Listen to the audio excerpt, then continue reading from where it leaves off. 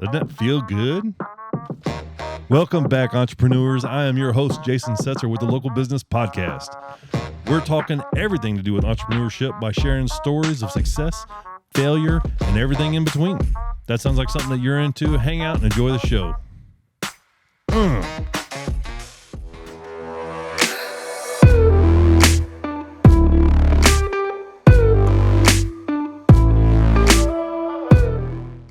In studio with us today, Billy Cooper. Oh, hey, I got something for you, Billy. Here. Oh, shit. I was working on this. Should I be dancing?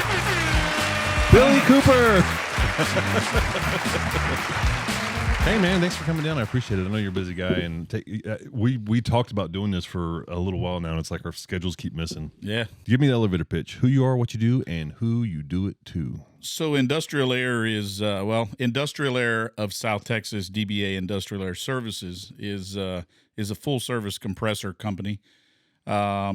Typically, we service the manufacturers, hospitals, anybody, that moves product around. Typically, that's us. So that seems pretty niche. It's actually not. It's not? No. When I got out of the military in 92, Mm-hmm. and I went over to the Texas workforce, and I said, I'm looking for a job. I don't know if it's just beer money or what it is I'm looking for at this point. I'm young, right? So I got into the industry thinking, it was compressors were just at the level of service bays and body shops and that kind of, because that's what I grew up doing. Mm-hmm. And turns out there's a compressor in just about every building, every shop, everything around town. So are compressors your primary focus? Compressed air, medical air, vacuum systems, nitrogen. So You got a hell of a saying. Do you still use it? Do you have it? if it sucks, blows, or is hung, we've got it. So the sucks is vacuum, and if it blows, it's compressed air, and if it's hung, it's air piping. Would you say there's stiff competition then? I mean, There's a lot. Is it really? I have multiple. I would say within San Antonio, in our Austin location, we're probably 10 to 12 competitors here locally. Oh, damn. Okay. Oh, yeah. So there's a lot of technicians that spin off, and they think, okay, I know how to run a business, and so we're going to just go call ourselves John's Compressor Shop, Sure. And those are some of the small competitors because they go in at lower margins, lower, labor rates and everything else. So You didn't go to college for this? no, barely went to high school. So you've had your hands on every aspect of your business. I did, and before everybody you that had your comes- business. Yeah, everybody that comes through, Industrial Air, we try to get them to start the same way. What type of mindset would excel best in your employee? Mechanical. He's got to have some mechanical ability. Whether you're working in the office or whether you're a technician, you've got to have some mechanical ability to understand what the customer's talking about. Sure. Whether it's electrical, whether it's a mechanical piece of the compressor, whatever it is, you've got to be able to say, okay, I understand what he's talking about. Mm-hmm. If you bring some young kid in that has no ability at all, he's used to playing games all day, and if you ask him that question, he understands. But if you ask him about a compressor or her, they typically fail and write a lot of notes and then come back to you. So it's somebody with a mechanical mindset. Are you hiring? Oh yeah, most definitely. I think you've been hiring since I met you. I hire all the time. So what's the turnaround for your employees there, and why don't they make it? Well, typically, I like to say that my employees have been with me forever, but there are some factors, Sure. that are beyond my control, and then the people that actually were working for me that didn't work out didn't stay in the compressor world. Have you had anybody leave for your competition, and also vice versa? Have you had any of your competitors' employees come to you? I typically don't hire competitors. Okay. And the reason I say that is typically somebody that comes in with the mindset of I've been doing this comes in with a lot of baggage, a lot of bad habits, and things that we've got to correct anyway. So you went to work for McKinsey, Mm-hmm. and then what happened? So McKinsey was around. I was with McKinsey for 25 years. Wow. in different aspects of that business. Right out of military. Yeah. Okay. So again, I don't have any college experience. Sure. I have a lot of street smarts and a lot of figure it out, common sense. Yeah. So 25 years with McKinsey. McKinsey was bought out by a manufacturer. Okay. I stayed for a year, got a nice little healthy stay bonus, stayed for a year, and came over to Industrial Air with the intention of buying, and a year later bought the company. Do you ever talk with those guys? Or I still talk with the old owner from time to time. Yeah? Yeah, he's up in the Austin area. He has a lake house and that kind of thing, and so he's pretty much retired, does what the wife tells him to do, and he doesn't miss the air world. He was probably 40 years in the air business. Wow. Yeah. So when I say air, it's not HVAC. So when people are like, "Oh, industrial air," no, we're not an HVAC company. Yeah, not industrial air conditioning. Yeah. So, but yeah, he had about 40 years in the industry. This is my 31st year, so I'm right around the corner from the 40. So a little seasoned you are. Oh yeah, little not as much dust on me yet. So did you say how many years? 31 years. 31 this year. So congratulations, man. Thank you.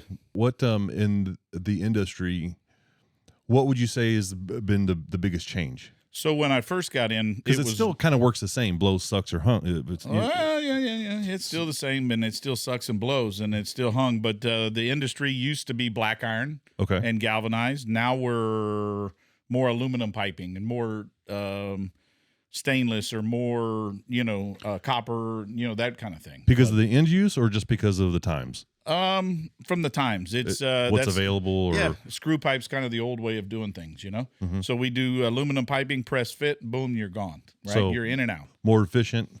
Definitely more efficient. Aluminum does not corrode. Right. So in the old black and the galvanized, it corroded. So 10 years, whatever it was, that if you had water in your system, it corroded your pipe. So you went from being less of at half inch or 1 inch or whatever it was down to a smaller pipe, due to corrosion in the interior of the pipe. So.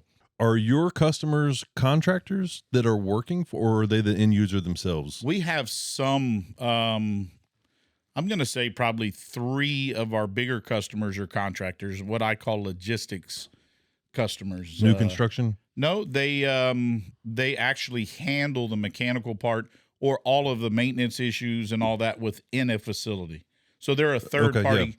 Yeah. You could call it a contractor, third party. I call it logistics because they're the ones that handle everything. Sure. They just go forward to the company and ask for money, to keep the place going. And then that's a small part of our business. And then the majority of it is you're working with maintenance departments, end users. So somebody's got their hands on the equipment. So when you said a medical, it could be, people picture medical, they picture a hospital, right? This could be labs that do testing, could be anything. I mean, Texas A&M is probably one of our bigger medical customers within all of the labs that they use there. Scott & White is another big customer of ours that is out of the Austin area. They're all over. Are you the only sales guy and everybody else? No, I have a sales guy in Austin, and then I do the sales here, looking to hire a sales guy in San Antonio that has some air compressor experience or just sales experience in general. But I've been doing it 23 years now in sale on the sales side. So it's hard for me to let it go unless I find somebody here in San Antonio that really knows the business. So the majority of your sales are looking to see the businesses in the area, just cold calling them. Yeah. So if you find out some of the old, and I don't know that the tri-counties and those people, if they do it anymore, but there used to be the San Antonio Chamber. You could call them and they would you would buy the list of manufacturers from them, and you could just cold call to those manufacturers. Okay. There's a research company here in town, Southwest Research. They do a ton. One sales guy could keep busy out there for weeks, So it's just getting to know the city. So when you say that, one sales guy could be Southwest Research. I feel like they have a head honcho in charge of their of all division. So there's multiple divisions within Southwest Research. So they do medical research, they do engine research, they do I mean, back in the day, they did the duck or the bird into the windshield of an airplane. That kind of research, to see what effect it had on it. Was it going to break the windshield? I mean, they've done everything. People want to do business with people. Sure. That help them. And well, yeah. Anybody can do business. I mean, we get that quite a bit. There's some companies around here that are they're dollar and cents oriented. Yeah. And then once they get down to the I'm just going to use the expression nut cutting of the whole thing is the cheapest doesn't always help them in business. Right. So it's cheapest is not always the best. We're not the cheapest. I can tell you that. So, and we're not the most expensive, but we can help you. 25 years in this area, you've been Mr. Sales over there. So yeah, I've been here pretty much all my life. I got here. My dad was military, so I've been here since '74. Mm-hmm. So I've again seen a lot of the changes that go on here. And in helping a lot of people around town in the sales side, it's been a good ride. Out of the 100% of gross sales that you had, how much of that was repeat business? Roughly? Probably 30%. Yeah? Yeah. So 70% of your business is new customers? New customer. Wow. Yep. It may not be that much this year, but typically it's somewhere between 40 to 70%. And I know that's a big range, but it all depends on who comes into the area. Mm-hmm. There's a lot of new business coming in. So in both of your locations, how on average, how many times would you say a customer actually walks in the door? Oh, hardly ever. Yeah. So they may come in an emergency to pick up some parts, some oil, that kind of thing. But in 7 years, I may have seen 10 customers' faces within the facility.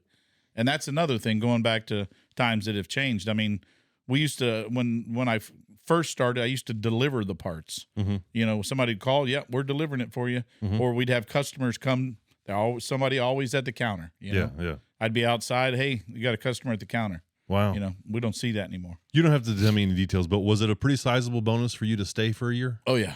And then so enough to buy a company. Oh, well, I was going to ask you, without that, do you think you would have been able to buy IAS? For sure.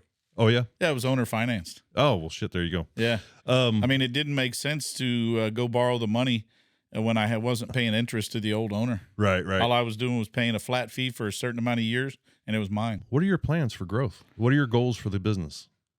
As in percentage, or what are you talking about? Just the whole end of it. So, like, when you got into business, what was the end goal? Just you wanted to own a business, or? Well, I wanted to own a business, but I also knew that to own a business, we had to have good people to work, right? So in order to have those good people, I was going to have to pay salaries, right? Nobody's going to work for free, and those that are going to come in and work for minimal dollars, it's a training ground. Yep. So we knew we had to pay good money. We have the 401k and all the benefits and all that, 401k, medical, dental, vision, and all that the company pays, So it's like, okay, where are we at there, and what's the cost of having trucks and all that? Mm-hmm. So, okay, I know what he did last year, and we set a goal for 20. I bought it in 2016, and we had our goal for 2016, and it's just been, it's been a great growth every year after. This April will be 7 years. So what would you say is the difference between the other company you were at and your company now? Why is there that difference? Is it because there really people is just no difference other than we had like what are they 6 branches. So they were able to cover more ground. They had a bigger, and they did a lot of energy. They did a lot of energy, a lot of oil field in Houston. When do you want to retire? Tomorrow. Play golf and work at a car wash. When do you plan to retire? 55. So what are you going to do with IAS then? I have a 19, almost 20-year-old son that I've been trying to get like you. You got 2 kids that really don't have any interest in the business, right? And it's hard. It's hard finding people that are interested in general. Nobody really wants to work these days. It's tough. And so, typically what happens is you're doing well enough and somebody recognizes that and they come by you. Yeah. Like a good friend of mine, he used to be one of my employees, and he's been in the air business now 20 some years, and he was out of the Houston area. He was doing very well, and they just sold, to another company. So you're not really sweating when the day comes that you'll be able to find a home for IAS. I don't think so. I don't think whether it's whether it's another company, whether it's my son that may take interest, after he figures out, that wow, this is a business. Like me. I mean, he's still going to school. He's working for me half a day. And I didn't know that. Yeah. When did he start working for you? About a year ago. What's he do? He was a technician. As I told you, I put him getting dirty, getting Nice. hot, Very getting nice. cold, seeing what it's about so that you know exactly how something works. His main function was going to be marketing and putting, things out on the web, whether it was LinkedIn or whether it was Facebook, Instagram, any of those guys, putting us out there in front of them, doing that marketing. And so I put him in front of the compressors with the technicians so he could talk the lingo. Yep. Right. But then that didn't happen. So we moved him into the office and he helps in service or wherever we need him. Sure. Only being there half a day. That's tough. Well, he gets there typically 1 o'clock after school. So he's there 4 hours a day. So he does whatever's needed. He just keeps twisting the hat. So he's been a great employee for us, but he doesn't have a set job per se. If something needs to get done, he's the one that handles it if somebody else can't get to it. But so he may take, How do you like working with your? How do you like working? I with your love son? it. At first, it was hard. I found myself chewing his ass constantly, and then I had to realize he's an employee. Yep. He's not my son at work. He's an employee. So if I can't talk to the other employees that way, I damn sure can't talk to him that way. So I thought, okay, I got to transition from home to why are the dishes laying here? Sure. To the office and trying to coach him. Any plans for world domination? No, I have one other area that I might go into, which would be Houston. Okay. And if I get into Houston, that's going to be more work. That'll be past 55, which is where I want to be. Well, to be able to retire and then actually retire, maybe two different things. You know what I mean? I'll always be doing something. I own the car wash, and I'm always into cars and doing something with cars. So I won't fully retire. Travel. So where did you pick up your from McKinsey?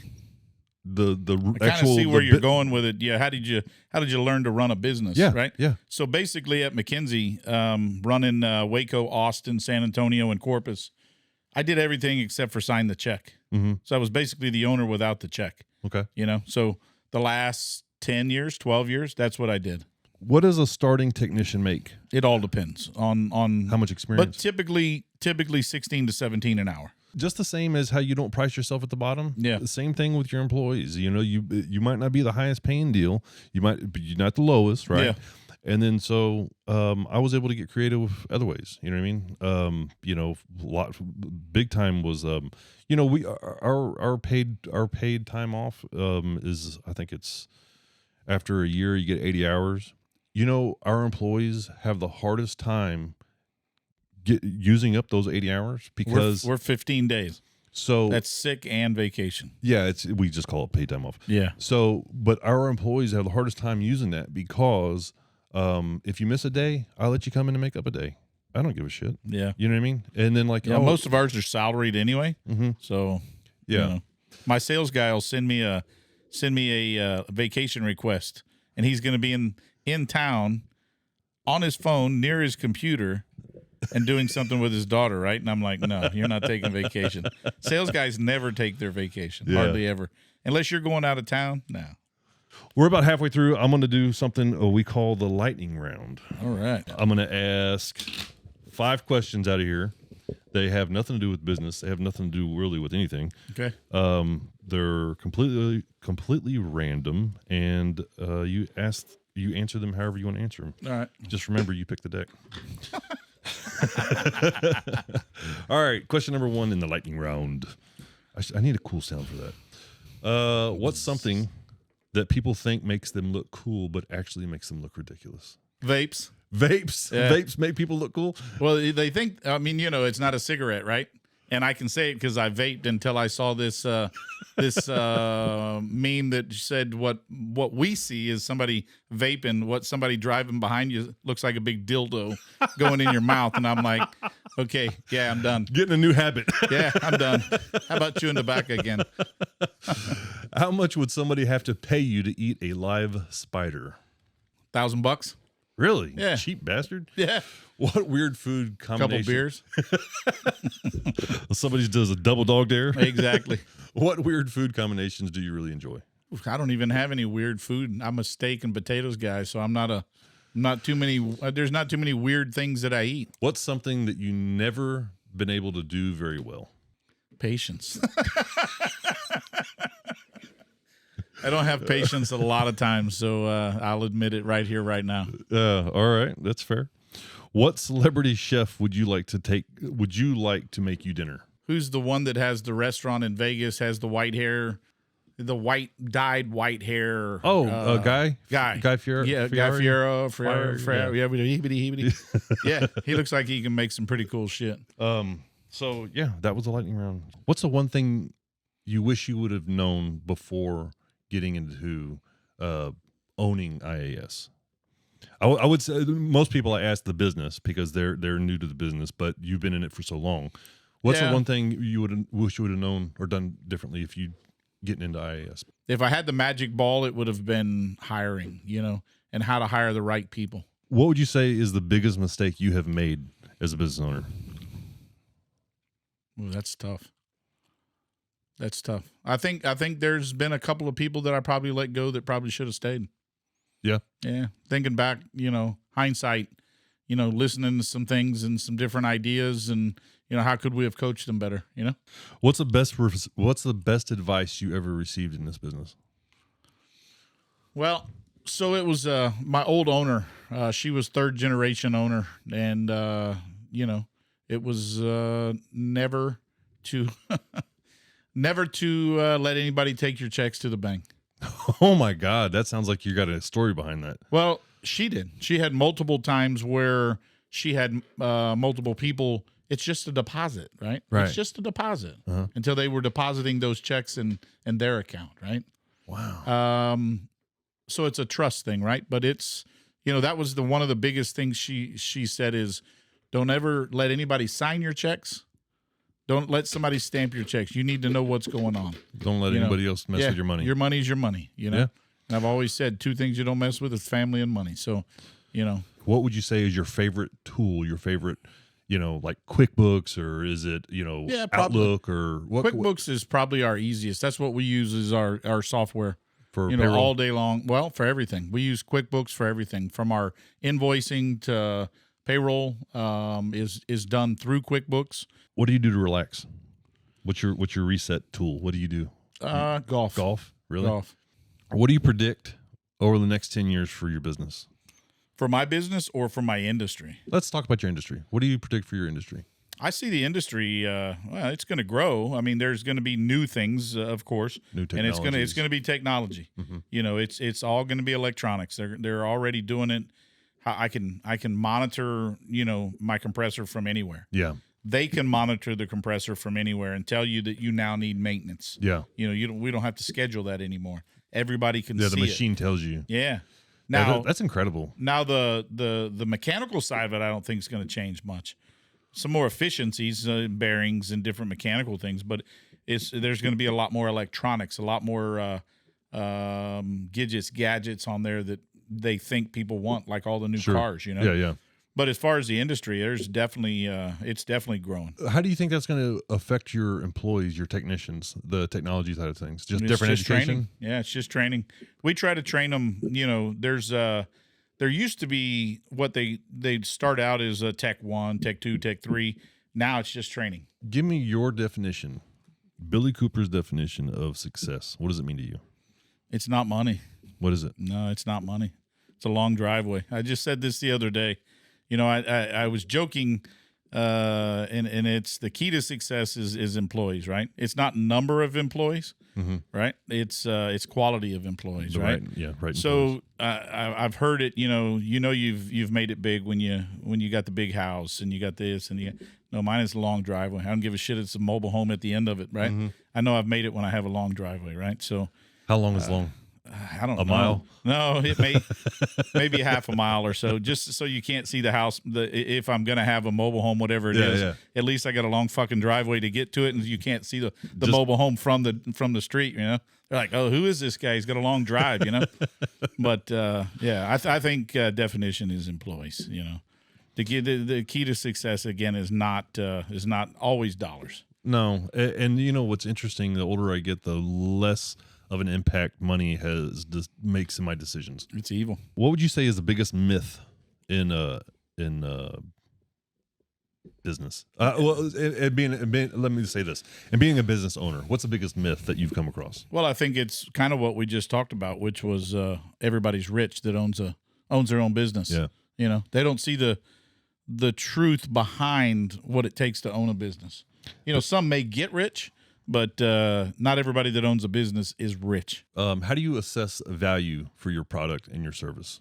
How do you is it generated by what your competition's doing? Is it how do you come up with a dollar amount for the things that you sell?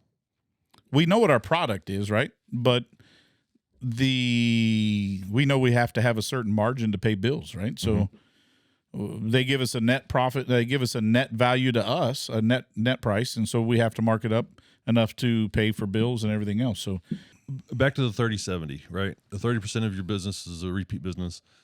How frequent? That's this year. That's 2022. This year was probably about 70% new. So on average, how frequent does a customer need a service in your industry? Does that make sense? On an average, every quarter. Okay. So our manufacturers, and it's typically across the board, manufacturers pretty much follow the same guidelines for their service intervals, right? Okay. So every 2,000 hours, right? So if you figure that on a work day, it comes out to about every quarter, right? So we and then you have to do certain things in a quarter, and then the last quarter you have to do certain things. So you get 4 quarters. The first 3 are typical, you know, not a whole bunch to them, and then the last one's the major, you know, the big boy, you know. So and then it starts over again. But typically it's every quarter. Now I have some customers, Martin Marietta Cement up in New Braunfels, where we're there at least 3 times a week. Wow. Yeah. Well, they have multiple. That was one of my first $1 million sales. Wow. In 2008 was to them, and it was 10 machines. And so that's one area. And it's in a real dirty environment. Yeah. Cement plants are dirty as hell. No paved roads. You could do like this, and then in another minute, you're going to not see where you were just at, right? So we're constantly there. We constantly are checking machines, temps, you know, everything. We're, you know, just doing checks, weekly checks, right? And then those weekly checks turn into typically something's wrong. Yeah. You know, so, but for the majority of the customers, every quarter. Do you contract with your customers for that kind of service, or do you just bill them hourly? We bill them hourly. Do y'all have a product like that where you? Yeah, can put us on retainer. I don't like calling them contracts because then people feel like they're stuck. Okay. I still do the old handshake, the old, you know. We're gonna make sure you're taking what care I call an agreement. Okay. Right. Sure. We don't call them contracts because then everybody feels like they're stuck. Married. And then they got to get lawyered. Yeah, don't say that. Don't married.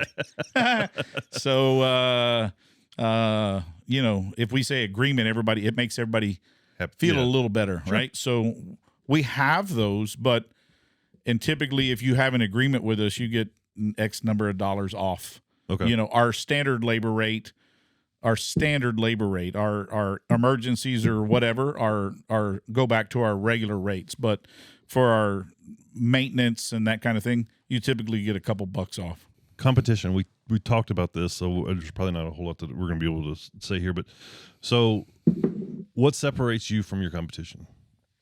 Employees. So, if I'm your competitor, I need to buy up your employees. Exactly. You're going to. You're not. Oh, well, you're buying me, but no. If I'm your competitor, yeah. If I want to put you under, I got to get your employees. Exactly. Well, maybe we'll edit that out.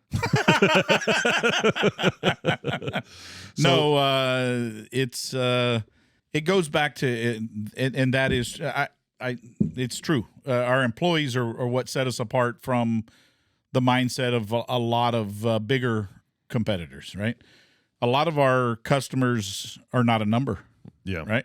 We know who, and every one of our customers has built our business, right? Mm-hmm. So our employees know how to handle our customers, right? So a lot of our competitors are big corporate companies, Mm-hmm. some are $2 to $4 billion a year. We're nowhere near that, right? Right. These are big manufacturers that bought up people like me, and they now call them air centers or whatever you want to call them, factory stores or whatever. So their customers are just a number, Okay. right? They don't give a shit who they are. Mm-hmm. You get a PO. On a spreadsheet. Yep. I need a PO before I can come out there. Well, I can't generate a PO until I see what it's going to cost. Right. Too bad. Wow. Next thing you know, we get a call. Hey, can you help? We don't need a PO. No, not right now. Yeah. We'll come see what's going on. So, yeah. If they're going to buy the business, it's they're buying the company in a whole, or our employees in a whole's knowledge. Right? Sure. I've heard it say, if you're not there, then the business is going to fall. No, it's not. No. Even with my 31 years in the industry and everybody that I know in the industry, they'll figure it out. Sure. They'll figure it out. Well, and I mean that's the thing about business too, right? So a lot of employees get this idea that, well, that business wouldn't be anything without me. They'll fall, It wouldn't run as smooth. I don't think, very but, very they'll true. figure it out. It's 6 months. Business continues. I always say that once an employee leaves or is fired, it's 6 months until you clear out all the bullshit that you either fired or they left for anyway. Sure. So, and so like I have the luxurious position to do that even faster. Mm-hmm. Yep. What about marketing your business? You said that most of your sales comes from cold calling, a handshake and knocking on doors and stuff like that, so to speak. Do you have any kind of you mentioned that you do sponsor some golf tournaments for some and those are basically customers that we're already doing business for, right? And so you're doing some networking while you're there. Okay. So that's the marketing side. But as far as that, you just it's the social platforms, so LinkedIn's, those kind of things. What would you say is your digital presence? I mean, do you all get quite a bit of business from that? No, nobody's looking for you on those platforms. No. I guess we have our website online, and it was built, and it definitely needs to be updated, right? And that's kind of one of the things I had my son here to do, and it's not updated yet. So sure. What's that tell you?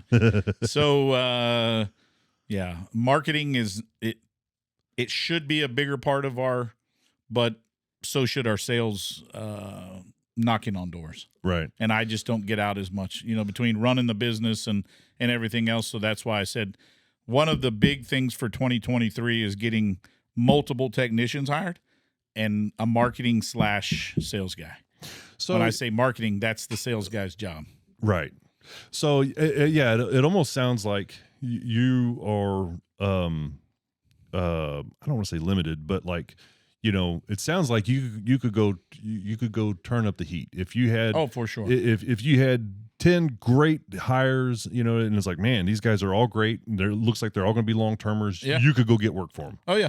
So for sure, I could put 3 or 4 people to work right now. Wow, easy. So this is, I mean, it's between service and sales and technicians. Yeah, easy. In a traditional stance of business, you look at marketing, and it's like, it's like you're mailing out flyers. Come buy my product. You got billboards or TV ads or whatever. That's marketing, right? But the more niche you are, or the more specific you are, the less effective I think that's going to be. You're right. So like for my business, for example, I mean, we have a presence in the social platforms, but we are nowhere near active. My website, you think yours is outdated, buddy? Mine was done in 2009, and I haven't updated it since. I just need there's one portal in that whole thing where I send customers to log in to download their files, and I don't even need that. You know what I mean? I can do get it a people different that kind of way. say, "Is she still with you? I thought she was gone." I'm like, Oh, shit. Yeah, I probably ought to go take that off. That's the end of it until somebody else says something, because it's still, I mean, it's cool. It's got a lot of our manufacturers, but if I had a sales guy, it would be doing the same thing. Sure.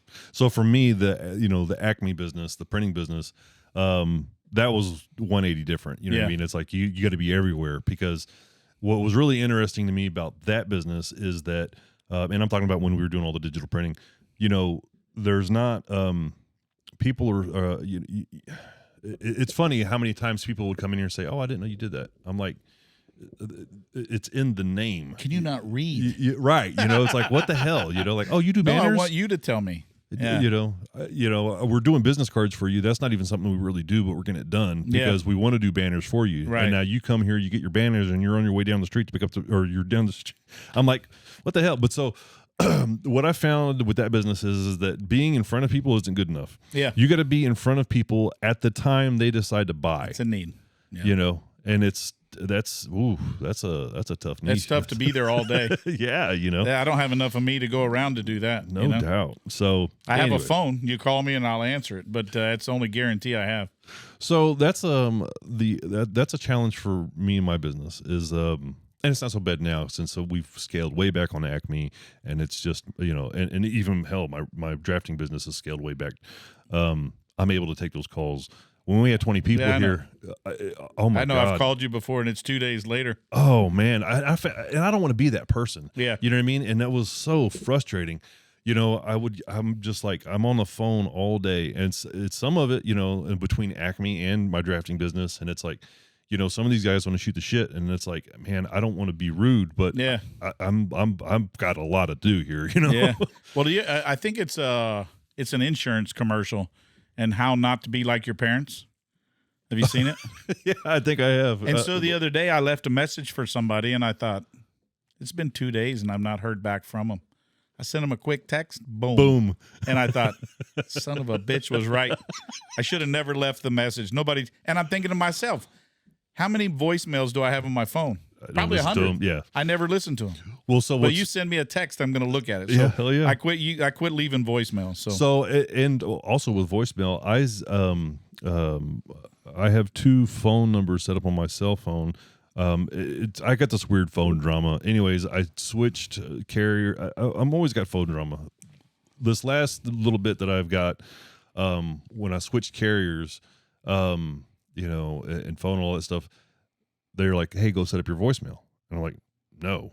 And in fact, can you take that off? Well, no, we can't take it off. It's include all that crap or whatever. But so then my son calls me and he says, hey, is your phone on? And I was like, yeah, why? He goes, well, I called and then it just said this number doesn't have a voicemail that's, and I was like, perfect. Almost makes you feel like I don't give a shit who you are, right? Yeah, well, so you're not good enough to leave a message on my phone. Well, at the end of the day for me is like you just said, I can't go through all the voicemails on my phone. Yeah. And so like if I don't even give you that option, you know what I mean? Text message and email, man. That's what my dad. I had put one on his phone that says he doesn't know how to check his messages, so don't leave a message. And he doesn't text either, so yeah, just call the son of a bitch. Just keep calling until he answers. He'll finally answer. Either he or my stepmom will answer. But yeah, I've kind of the other day when that happened, I thought, son of a bitch, that guy on that commercial was right. Yeah, with the throw pillows and stuff. Oh right? yeah, they had that commercial. Yeah. What was wrong with this call? They didn't leave the date. They didn't leave this. No, he left a message. A simple text will do. Well, and then back to what you were saying earlier about meetings. A lot of times meetings can be summed up in a 5-minute thing. Oh yeah, I hate meetings. It took me a while to come here. Yeah, this is a meeting to me. I'm getting jittery, thinking, what do I have to do? But we're almost done. Done. Productive meetings are great. If you got a meeting just to show up and every morning go over your sales, you could look that up on the fucking computer. Right. Why do you have me here? Well, productive meetings aren't by a large group of people. Yeah. 2, maybe 3 people is a productive meeting. Yeah. You can bounce ideas off each other. Yeah, you better have some, whatever. Yeah, I don't have meetings just to have meetings, so people know when I have a meeting, there's something going on. Yeah. Yeah. Well, so I don't know why, but Amanda at the front desk thinks that, well, she came here at a transitional part of our business. Every time that I would take somebody to lunch, I would let them go. it turned out that was a thing. mafia. That was the thing, I guess. So The fish in the mailbox. so she's always ever since she's always been worried, and I didn't really pick up on this for a little while. Want to go to lunch? No. Yeah. So No. that was the thing. She was like, she's a worry word anyway, but she gets all weirded out every time we go to lunch. And a lot of I take our employees to lunch more than I fire people. Yeah. I'm like, relax. But the one time I do, yeah, now I'm the asshole. now I'm the asshole. Oh hell, Billy. Nobody's going to lunch. We're going to dinner from now on. Hey, real quick, plug your car wash, man. Let's talk about that for a second. Cooper's Car Wash in Live Oak, 8079 Village Oak Drive. I bought that 2 years ago. How's that? It's going well. After getting rid of some of the problems, I mean, we had no cameras when I first bought it. It was really running downhill. I tried to, as I used to go by there before I bought it, I thought, man, the experience that I had as a kid, because I grew up there in the area. Oh. And I used to take my cars there, my trucks there to wash, right? Oh, and I that's remember cool. the experience. And it was going downhill, and I saw it. I noticed trash all the time, and things weren't working. Owner didn't care. No. Well, not that Broderick didn't care. He just had more money. He had somebody else taking care of it for him. He never saw it. Oh. Right? So when he finally did get to see it, he and I were playing golf one day, and he said, hey, I think I'm going to sell that car wash. And we bank at the same bank. And should I plug them? Techstar Bank? Go ahead, yeah. Well, they actually are bought out now. So American Bank is actually who Techstar Bank. Is that the one that was by Rush? Rush. Yeah, the Rush family. They sold out. American something or the other bought them out. I think it's everything should be finalized and everything good to go in March, I think. So they were great bank, great people. Rush is a big advocate for small business. Yeah, when he passed, everything kind of changed, and family didn't want anything to do with that. I don't think, as it always does. Oh yeah, so they always want the money, but they don't want anything to do with the business, right? So yeah, land is another good one there. Yeah. I got 1,000 acres, then you die, and the kids are like, what do I want with 1,000 acres? Yeah, sell it to a homeowner, a home builder. But yeah, so I in 2020, I bought the car wash, and people were like, that I known that own car washes, they're like, it typically is going to be 4 to 5 years till you get that turned around. I said, you don't know me very well then, and I don't have the patience for that shit. So within a year and a half, we had a lot of the problems fixed. Things worked, and now we're concentrating on the beautification side and replacing a lot of the stuff, So like now come the end of the month, I think we should have blowers in there. Mm-hmm. You can now blow dry your car off. Wow. In the bay. That's killer. You don't have to hand dry. In the same wash bay? Yeah. Oh, that's on awesome. the same coin mech. We take credit card now and quarter. So you can wash it and dry it all in the same, pull out and vac in our brand new vacuums. Wow. Yeah. That's killer, man. Yeah. So then right next to it at the car wash is the ice and water. So you can do 1 and 5 gallon jugs of water, and you can do 10 and 20 pound bags of ice. So that's your ice machine? Yeah. So is that your only one? That's right now. That's my only one. The problem with those and they're great. They're a great business. Is finding a place to put them. Mm-hmm. That's the thing. Luckily, I had a car wash. Sure. There's a lot of the ice and water machines that go into car washes because there's a lot of people there a lot of times, but getting the owner of that car wash or getting the owner of a piece of property or whatever to trust you to think, okay, I'm not going to have something all torn up. Plus, they have to have power and they have to have water. Yeah. Right. So, and then typically you pay them a fee for that power and that water. The spot. Yep. So, luckily I had that. So I thought, okay, here's another business, so the ice and water, and it's been good. And the car wash is really, it's really coming along. You're like the Monopoly man. You're like the Monopoly man. Boardwalk and Park Place and all that. Throw your feet up on the desk and count your money. Yeah, one day. That's what all business owners are like, right? All small business, right? They're all rich. They're all rich. We talked about it. Everybody that owns a business is rich. How much overlap is there between IAS and the car wash? Is there a lot of equipment in there or not any? We have a compressor in there. Uh-huh. Yeah, so the compressor there And like some of these other car washes, they have little small, what you would see like a blowgun to blow off their cars. Yep. Me, it's an inch and an eighth or an inch and a quarter hose, just like you see a vac, and you can walk around and blow them. So that's a lot more efficient way to do that. Compressed air is not a way to do that, right? I could have done it, being as I own a compressor company, but the right way to do it is basically 3 motor setup, and it's a blower, right? So it's a lot more efficient, right? Nice. So Nice. I don't have anything to work on except a couple little motors up in there. That's it.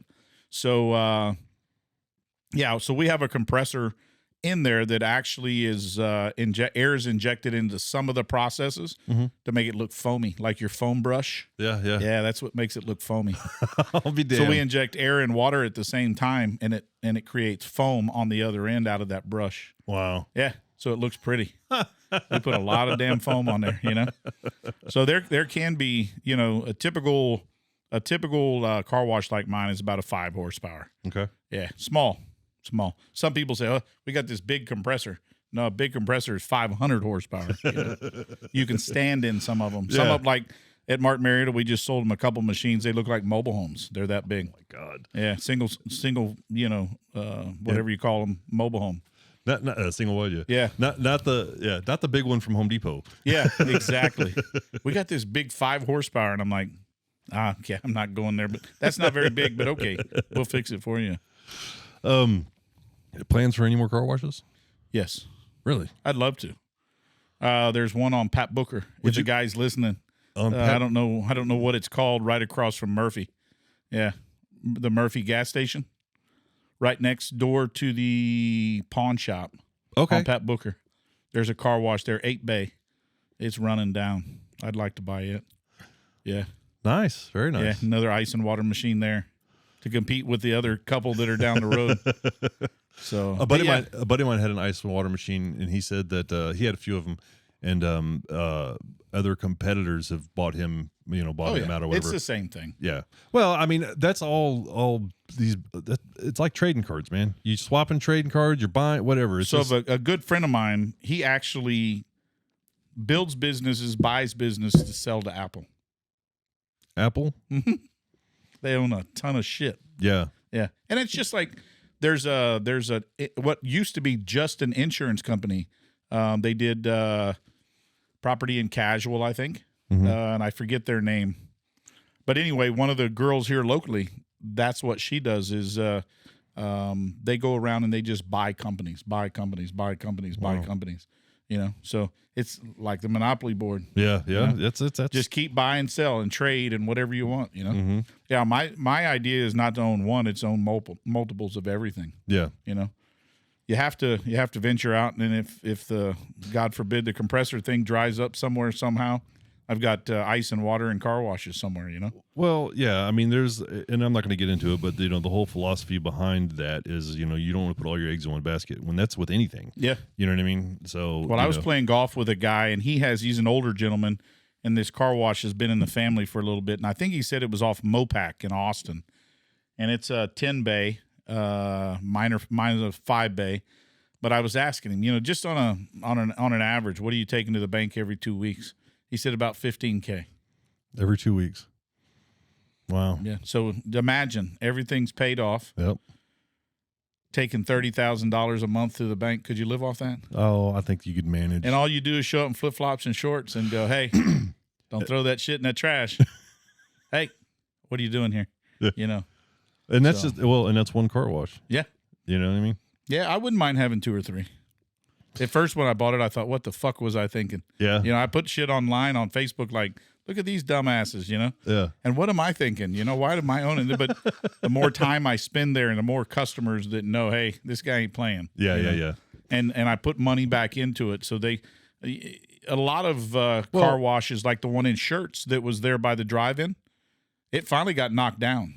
Oh, yeah. I remember that. I saw it last week or week before. The drive-in and the car wash got knocked down. That's actually been down for a little while. Has it? Mm-hmm. Okay. I just noticed it a couple weeks ago. Yeah, 3009 and 78 area by the old Riedels. Mm-hmm. Yeah. a lot of self-serve car washes become homeless encampments and things. There's one over off of 87 that I had somebody call me and wanted me to purchase it, but they've got so many homeless people there now, it's going to be hard to get rid of them. Yeah. And they're just going to keep coming back and screwing everything up. You know, I'm a friend of mine just went to. She's from Germany, and she just went back to. She visits home every so often, and then so her and her husband they went somewhere. I forget where, but it was some third world country, and it was just. It was beautiful company. It was beautiful country, but it was really run down. Just it was a lot of economically poor country, right? Yeah. So she had said, and I think she's right on the money here. She had said, just because you're poor doesn't mean you have to live like trash. Yeah, true. You know, and then so like right over here on 78, that if you take 15, 18 here, and then you go underneath 78, that area. You notice that. And then that There's over a there, big homeless encampment down there by the creek now. Yeah, I know. I came through there the other day, and the guy was walking back under the bridge. And the only reason I say that because he stopped and he had his hands up in the air like, "What are you doing by my place?" I had heard about it, so I went down there to see it. Yeah. There's shit everywhere down there. And I don't understand. Why? I mean, how's that allowed? How? Well, there. That's the big thing, right? Maybe we can talk to the mayor, but well, I don't understand. I don't understand though. Is that whole mentality is just just throw your shit everywhere. You know what I mean? How is that okay? And even if it's like you could get, I just don't get it. Okay, so you're saying you're okay with the tent being there? Just keep your shit clean. I don't know that I'm okay with the tent being there, but I think there's just a huge disconnect. Tolerable, a lot more tolerable. Okay, I'm look. That's a debate. Whole nother, we could talk about. And I don't know that I'm for or against anything. You know what I mean? I'm for humanity. Yeah, you know what I mean? And true that. Somebody that's hard on their hard luck or whatever. I don't think somebody that is has got hard luck is also somebody that's just going to be trashy and I mean it's like a mindset, a little integrity. Huh? Yeah, you know what I mean. Like, I don't get it. Yeah. Like there's I do know of there's a place. I don't know this guy. I'm drawing a blank where it's at. There's like there's like this homeowner, or business landowner. He's got like 1,000 acres or something like that across a major thoroughfare. And a homeless guy lives right there at the thoroughfare and on his property. And then so I was telling my girlfriend about it the other day. We were passing through there, and she goes, "He just allows that?" And I said, "Well," or she said the homeless guy asked him, and I said, "I don't think he asked him. I think he allows it because he's not trashy." Yeah. You know what I mean? You can see where the guy's living. Yeah. He's got a little tent, and then he's got his stuff. You know what I mean? And I don't think that the owner is running him out because there's not shit strewn everywhere. Yeah. You know what I mean? Yeah, he probably feels sorry for him a little bit or whatever, and since he's keeping up the place, he's no harm, no foul. Yeah. He's not doing any damage to his place. He doesn't come up, begging for shit, So yeah, I mean, I don't know. Anyways, parting words of wisdom, man. What parting words of wisdom do you have for anybody that's looking to start a business? Work hard, man. Work hard. That's it. If you come into it and you think you're telling me you got to work more than 40 hours a week sometimes. Oh yeah. When I first started, I was some of my first sales were on vacation. Yeah. Yeah, sitting in a living room or a hotel or while the family's enjoying it. Mm-hmm. But yeah, it's definitely the fruits of the labor. I mean, there's still days that I may work till 7, 8, 9, 10 o'clock at night, but then I'm playing golf the next morning. So there's a payoff, but it's definitely working hard and and respect your industry. Yeah, I've had this conversation with several people that have started a business, and then they're like, "Oh, I can't live on that," and then they go back to work. And I'm like, that's you. That's fine. I'm not criticizing those people at all. Yeah, I make less money now than I did as a sales guy. I was gonna say there's lots of times when I make $5 an hour. If you count the amount of hours that I put into doing something and then the amount of pay that I got for that, and then let's factor in everything else. No, I make less now than I did with a sales guy, but I have more freedom. Yeah. So, and that's the other thing too. So sometimes it has been a problem in the past, like I've been riding my Harley a lot lately. Yeah. And then so is it in the shop? In the past, if I wanted to go on a cruise or if I wanted to take time off or whatever, then the employees get resentment. Oh yeah. You know what I mean? And it's frustrating because it's like, I've worked my face off since 2007 for myself. You know what I mean? I've worked my face off since I was a But kid. what about me, right? I guess. That was one of the things I told Michelle at the office. I said, I've got a nice vet. I don't want to bring it to the shop, though. I don't want people to see it and then think, yeah, why has he got that? Well, how come I don't have one? You know? Now, there was a meme that I saw, and I thought it was funnier and shit. I still don't. My cars are there now. I think the employees understand, but it was an owner, and he had his arm around one of his employees, and he said, you're a really hard worker. And if you work this hard, it was a Lamborghini, brand new Lamborghini. And if you work this hard next year, I can get another one of these. Yeah. So my nephew, those kind of assholes, I think, deserve it. But well, yes, and agreed. And then my nephew, he's a go-getter entrepreneur. He's 23 and he's on his, or 22 and he's on his fourth business. Like, he owns 4 businesses. He owns a spray foam business. He owns a hydro mulch business. Oh, okay. He's, when you say a 22-year-old, and you're like, oh, that's cute. Like, and I didn't know the depth of it until I started really paying attention. When he's always been like this. Yeah. You know what I mean? So, like, I guess whenever he was, 16 years old, still in high school, he was borrowing his dad's truck, and he was borrowing my lawnmower, and he was going and he was hitting, and it's like, oh, that's cute, whatever. But then that turned into something, and it's just like, the kid's got his shit together, you know what I mean? And he's learning a lot of lessons along the way. My point, though, is that he puts, and I don't ever give him any shit, but he puts that meme out there. And like you said, I agree, there's assholes out there like that that you need to not work with them. Yeah. However, that does not represent being an employee. Yeah. You know what I mean? You're not entitled just everything because the owner, Well, yeah, so like, there is a place in this world for everybody. If you want to be a business owner, if you want to be an employee, if you want to be a landowner, if you want to rent, if whatever, you know what I mean? There's, and then so it does not always necessarily mean that just because you're an employee that there's no benefit in that. Yeah.